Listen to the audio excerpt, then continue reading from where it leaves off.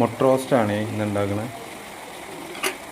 അപ്പോൾ സവാള, കുറച്ച് വെളുത്തുള്ളി, ഒരു 4-5 ചെറുള്ളി, ഇതും കൂടി നല്ലപോലെ മൂപ്പിച്ചെടുക്കാം. ഞാനൊരു 3 മുട്ട എടുത്തേക്കണം, അത് പുഴുങ്ങാൻ വെച്ചിട്ടുണ്ട്.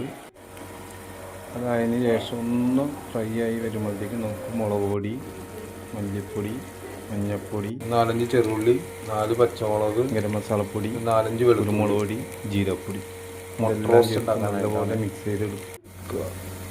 4 പച്ചമുളകും കൂടി ഞാൻ ചേർക്കണ്ടേ.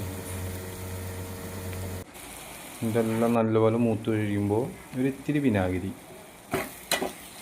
വിനാഗിരിയും കൂടി ചേർത്ത് നല്ലപോലെ ഫ്രൈ എടുത്ത് കഴിഞ്ഞാൽ മുട്ട റോസ്റ്റ് റെഡി.